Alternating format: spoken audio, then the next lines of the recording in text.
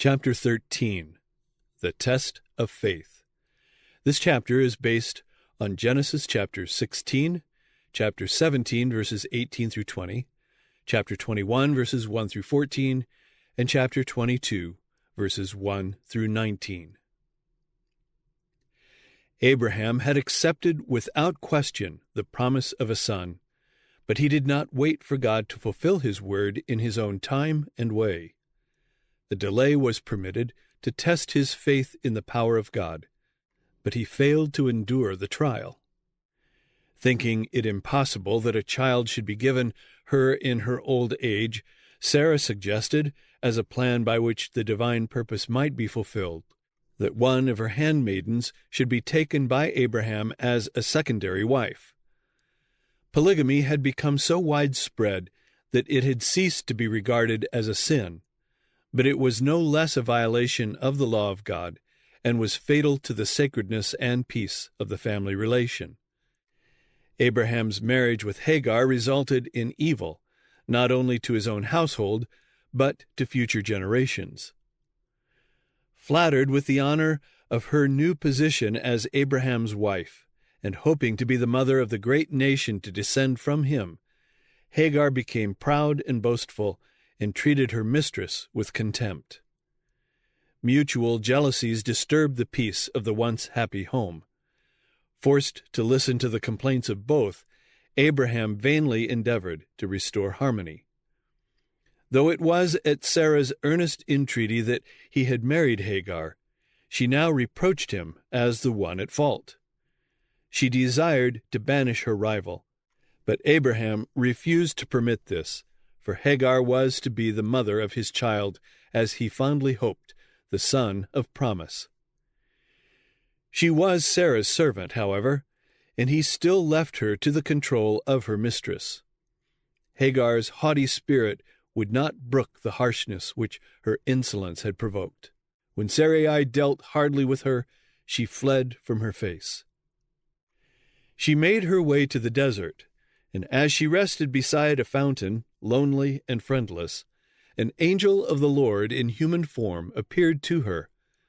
Addressing her as Hagar, Sarai's maid, to remind her of her position and her duty, he bade her, "Return to thy mistress, and submit thyself under her hands." Yet with the reproof there were mingled words of comfort. "The Lord hath heard thy affliction. I will multiply thy seed exceedingly, that it shall not be numbered for multitude." And as a perpetual reminder of his mercy, she was bidden to call her child Ishmael, God shall hear. When Abraham was nearly 100 years old, the promise of a son was repeated to him, with the assurance that the future heir should be the child of Sarah. But Abraham did not yet understand the promise. His mind at once turned to Ishmael, clinging to the belief that through him God's gracious purposes were to be accomplished. In his affection for his son, he exclaimed, "Oh, that Ishmael might live before thee!" Again, the promise was given in words that could not be mistaken. "Sarah thy wife shall bear thee a son indeed, and thou shalt call his name Isaac, and I will establish my covenant with him." Yet God was not unmindful of the father's prayer. "As for Ishmael," he said, "I have heard thee. Behold, I have blessed him, and I will make him a great nation." The birth of Isaac, bringing, after a lifelong waiting, the fulfillment of their dearest hopes, filled the tents of Abraham and Sarah with gladness. But to Hagar this event was the overthrow of her fondly cherished ambitions. Ishmael, now a youth, had been regarded by all in the encampment as the heir of Abraham's wealth and the inheritor of the blessings promised to his descendants. Now he was suddenly set aside, and in their disappointment, mother and son hated the child of Sarah. The general rejoicing increased their jealousy until Ishmael dared openly to mock the heir of God's promise. Sarah saw in Ishmael's turbulent disposition a perpetual source of discord, and she appealed to Abraham, urging that Hagar and Ishmael be sent away from the encampment. The patriarch was thrown into great distress. How could he banish Ishmael, his son, still dearly beloved?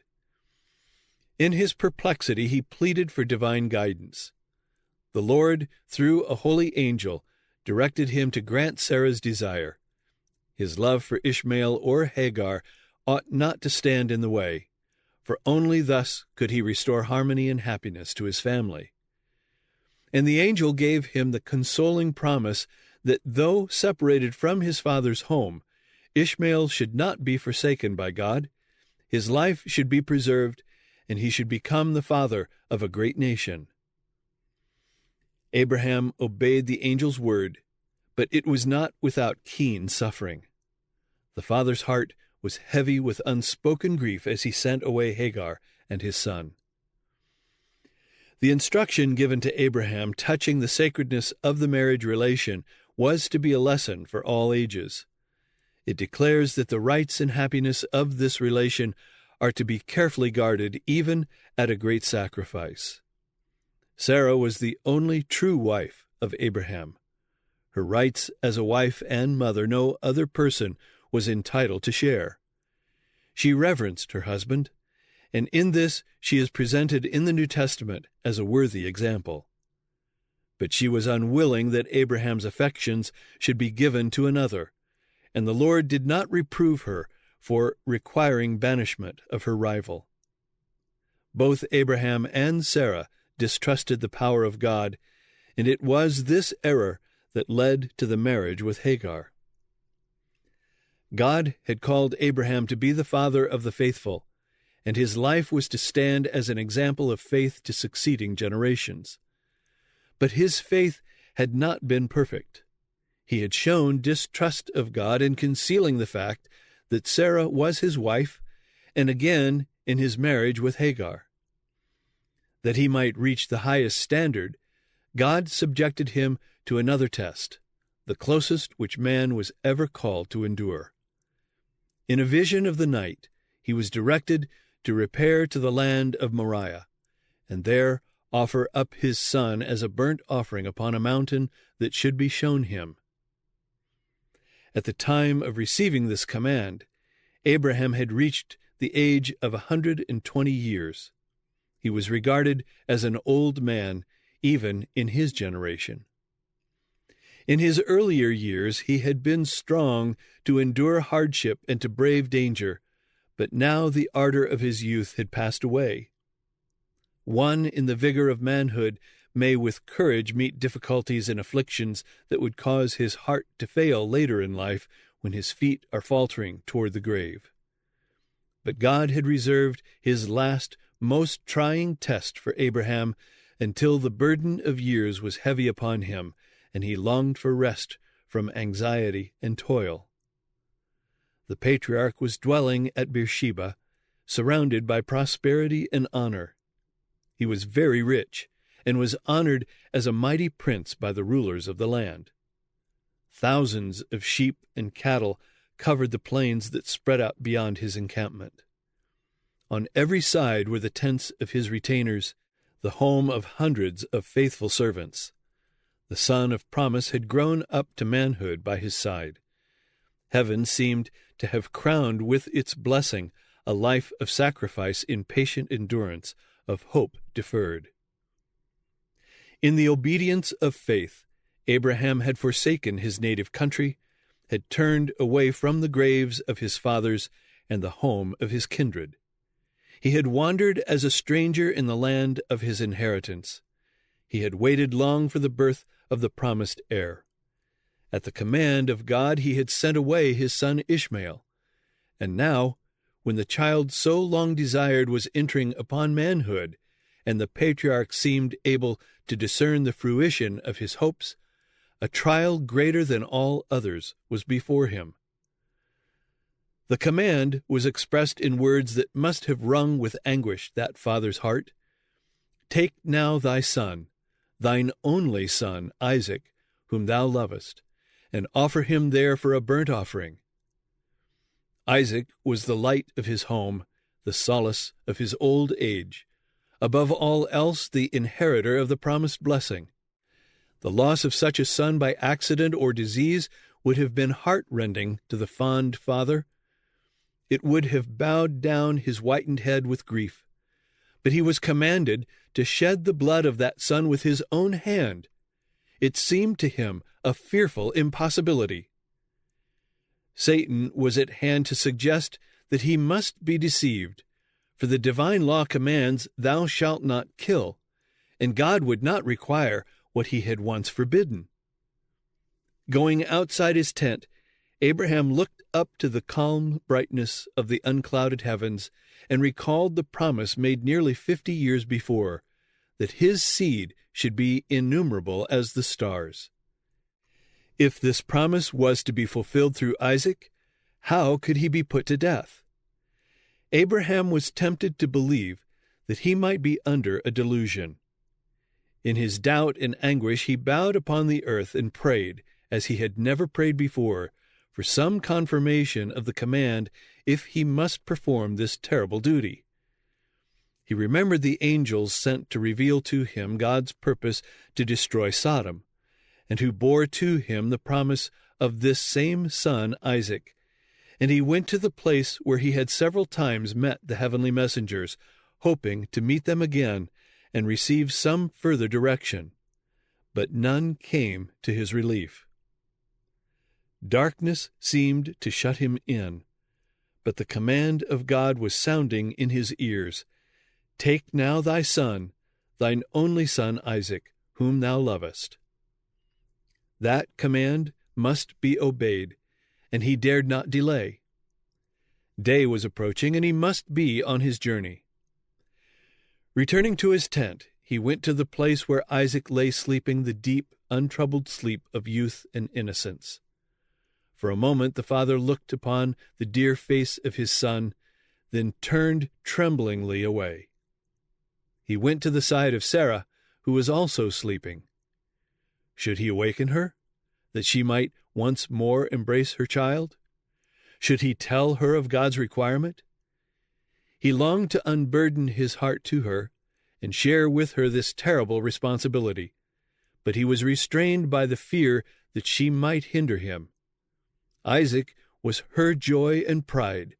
Her life was bound up in him, and the mother's love might refuse the sacrifice. Abraham at last summoned his son, telling him of the command to offer sacrifice upon a distant mountain. Isaac had often gone with his father to worship at some one of the various altars that marked his wanderings, and this summons excited no surprise. The preparations for the journey were quickly completed. The wood was made ready and put upon the ass, and with 2 men servants they set forth.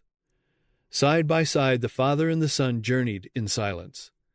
The patriarch, pondering his heavy secret, had no heart for words. His thoughts were of the proud, fond mother, and the day when he should return to her alone. Well he knew that the knife would pierce her heart when it took the life of her son. That day, the longest that Abraham had ever experienced, dragged slowly to its close. While his son and the young men were sleeping, he spent the night in prayer, still hoping that some heavenly messenger might come to say that the trial was enough, that the youth might return unharmed to his mother. But no relief came to his tortured soul. Another long day, another night of humiliation and prayer, while ever the command that was to leave him childless was ringing in his ears. Satan was near to whisper doubts and unbelief, but Abraham resisted his suggestions. As they were about to begin the journey of the 3rd day, the patriarch, looking northward, saw the promised sign, a cloud of glory hovering over Mount Moriah, and he knew that the voice which had spoken to him was from heaven. Even now he did not murmur against God, but strengthened his soul by dwelling upon the evidences of the Lord's goodness and faithfulness. This son had been unexpectedly given, and had not he who bestowed the precious gift a right to recall his own? Then faith repeated the promise, "In Isaac shall thy seed be called," a seed numberless as the grains of sand upon the shore. Isaac was the child of a miracle, and could not the power that gave him life restore it? Looking beyond that which was seen, Abraham grasped the divine word, accounting that God was able to raise him up even from the dead. Hebrews 11, verse 19. Yet none but God could understand how great was the father's sacrifice in yielding up his son to death. Abraham desired that none but God should witness the parting scene. He bade his servants remain behind, saying, "I and the lad will go yonder and worship, and come again to you." The wood was laid upon Isaac, the one to be offered. The father took the knife and the fire, and together they ascended toward the mountain summit, the young man silently wondering whence, so far from folds and flocks, the offering was to come. At last he spoke, "My father, behold the fire and the wood, but where is the lamb for a burnt offering?" Oh, what a test was this! How the endearing words, "my father," pierced Abraham's heart. Not yet. He could not tell him now. "My son," he said, "God will provide himself a lamb for a burnt offering." At the appointed place they built the altar and laid the wood upon it. Then, with trembling voice, Abraham unfolded to his son the divine message. It was with terror and amazement that Isaac learned his fate, but he offered no resistance. He could have escaped his doom, had he chosen to do so. The grief-stricken old man, exhausted with the struggle of those 3 terrible days, could not have opposed the will of the vigorous youth. But Isaac had been trained from childhood to ready, trusting obedience, and as the purpose of God was open before him, he yielded a willing submission. He was a sharer in Abraham's faith, and he felt that he was honored in being called to give his life as an offering to God. He tenderly seeks to lighten the father's grief and encourages his nerveless hands to bind the cords that confine him to the altar. And now the last words of love are spoken, the last tears are shed, the last embrace is given. The father lifts the knife to slay his son, when suddenly his arm is stayed. An angel of God calls to the patriarch out of heaven, "Abraham, Abraham!" He quickly answers, "Here am I." And again the voice is heard, "Lay not thine hand upon the lad, neither do thou anything unto him. For now I know that thou fearest God, seeing thou hast not withheld thy son, thine only son, from me." Then Abraham saw a ram caught in a thicket, and quickly bringing the new victim, he offered it in the stead of his son. In his joy and gratitude, Abraham gave a new name to the sacred spot, Jehovah-Jireh, the Lord will provide. On Mount Moriah, God again renewed his covenant, confirming with a solemn oath the blessing to Abraham and to his seed through all coming generations. "By myself have I sworn, saith Jehovah, for because thou hast done this thing, and hast not withheld thy son, thine only son, that in blessing I will bless thee, and in multiplying I will multiply thy seed as the stars of the heaven, and as the sand which is upon the seashore. And thy seed shall possess the gate of his enemies, and in thy seed shall all the nations of the earth be blessed, because thou hast obeyed my voice." Abraham's great act of faith stands like a pillar of light, illuminating the pathway of God's servants in all succeeding ages. Abraham did not seek to excuse himself from doing the will of God. During that 3 days' journey, he had sufficient time to reason and to doubt God, if he was disposed to doubt. He might have reasoned that the slaying of his son would cause him to be looked upon as a murderer, a second Cain, that it would cause his teaching to be rejected and despised, and thus destroy his power to do good to his fellow men. He might have pleaded that age should excuse him from obedience, but the patriarch did not take refuge in any of these excuses. Abraham was human. His passions and attachments were like ours, but he did not stop to question how the promise could be fulfilled if Isaac should be slain. He did not stay to reason with his aching heart. He knew that God is just and righteous in all his requirements, and he obeyed the command to the very letter. Abraham believed God, and it was imputed unto him for righteousness, and he was called the friend of God. James 2, verse 23. And Paul says, "They which are of faith, the same are the children of Abraham." Galatians 3, verse 7. But Abraham's faith was made manifest by his works. Was not Abraham our father justified by works, when he had offered Isaac his son upon the altar? Seest thou how faith wrought with his works, and by works was faith made perfect? James 2, verses 21 and 22. There are many who fail to understand the relation of faith and works. They say, "Only believe in Christ, and you are safe. You have nothing to do with keeping the law." But genuine faith will be manifest in obedience. Said Christ to the unbelieving Jews, "If ye were Abraham's children, ye would do the works of Abraham." John 8, verse 39.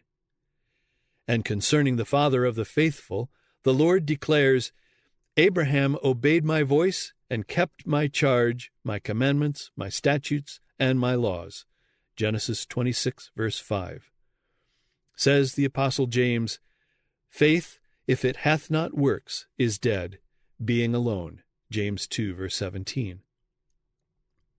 And John, who dwells so fully upon love, tells us, "This is the love of God, that we keep his commandments."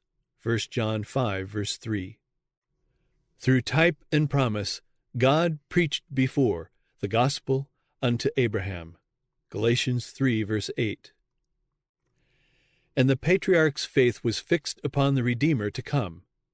Said Christ to the Jews, "Your father Abraham rejoiced that he should see my day, and he saw it, and was glad." John 8, verse 56, Revised Version, margin. The ram offered in the place of Isaac represented the Son of God, who was to be sacrificed in our stead. When man was doomed to death by transgression of the law of God, the Father, looking upon his Son, said to the sinner, "Live, I have found a ransom." It was to impress Abraham's mind with the reality of the gospel as well as to test his faith that God commanded him to slay his son. The agony which he endured during the dark days of that fearful trial was permitted that he might understand from his own experience something of the greatness of the sacrifice made by the infinite God for man's redemption. No other test could have caused Abraham such torture of soul as did the offering of his son. God gave his son to a death of agony and shame. The angels who witnessed the humiliation and soul anguish of the Son of God were not permitted to interpose, as in the case of Isaac. There was no voice to cry, "It is enough." To save the fallen race, the King of glory yielded up his life. What stronger proof can be given of the infinite compassion and love of God? He that spared not his own Son, but delivered him up for us all, how shall he not with him also freely give us all things? Romans 8, verse 32. The sacrifice required of Abraham was not alone for his own good, nor solely for the benefit of succeeding generations, but it was also for the instruction of the sinless intelligences of heaven and of other worlds. The field of the controversy between Christ and Satan, the field on which the plan of redemption is wrought out, is the lesson book of the universe. Because Abraham had shown a lack of faith in God's promises, Satan had accused him before the angels and before God of having failed to comply with the conditions of the covenant, and as unworthy of its blessings. God desired to prove the loyalty of his servant before all heaven, to demonstrate that nothing less than perfect obedience can be accepted, and to open more fully before them the plan of salvation. Heavenly beings were witnesses of the scene as the faith of Abraham and the submission of Isaac were tested. The trial was far more severe than that which had been brought upon Adam.